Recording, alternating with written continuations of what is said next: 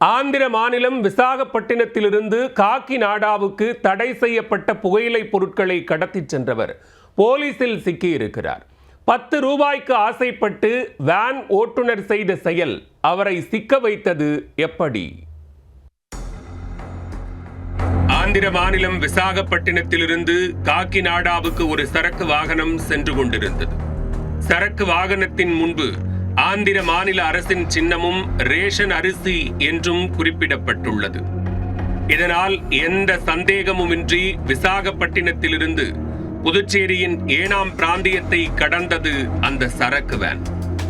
ஆந்திராவை விடவும் புதுச்சேரியில் டீசல் 1 லிட்டர் 10 ரூபாய் குறைவாக விற்கப்படுகிறது. லிட்டருக்கு 10 ரூபாய் கிடைக்கிறது என்ற ஆசையில் வேனை ஓட்டி வந்தவர் அங்கு நின்று டீசல் நிரப்பியுள்ளார். அப்போது ரோந்து வந்த போலீசாரை பார்த்தவுடன் அவர் பதற்றமடைந்து தடுமாறி இருக்கிறார். சந்தேகமடைந்த போலீசார் அவரை மடக்கி விசாரித்த போது அரிசி எடுத்துச் செல்வதாகவும் காக்கிநாடாவுக்கு கொண்டு செல்வதாகவும் தெரிவித்துள்ளார்.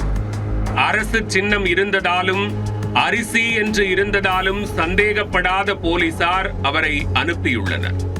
அப்போது வாகனத்தை ஸ்டார்ட் செய்து புறப்படுவதற்கு அவர் மீண்டும் தடுமாறியதால் சந்தேகமடைந்த போலீசார் வாகனத்தை வழிமறித்து அதிலிருந்த பொருட்களை சோதனையிட்டுள்ளனர்.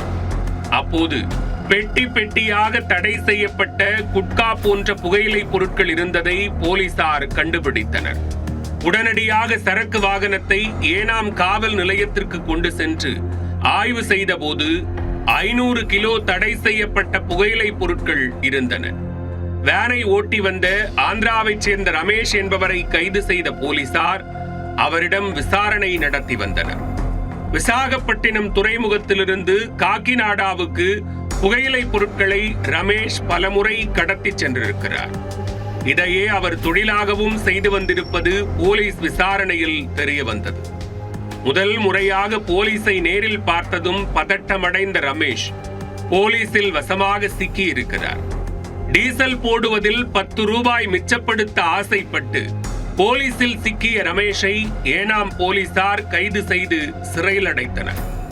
பல நாள் திருடன் ஒரு நாள் அகப்படுவான் என்ற சொல்லிக்கிணங்க பல ஆண்டுகளாக ஆந்திர அரசின் சின்னத்தை பயன்படுத்தி ரேஷன் அரிசி என கூறி தடை செய்யப்பட்ட புகையிலை பொருட்களை கடத்தியவர் தற்போது சிறையில் அடைக்கப்பட்டுள்ளார்.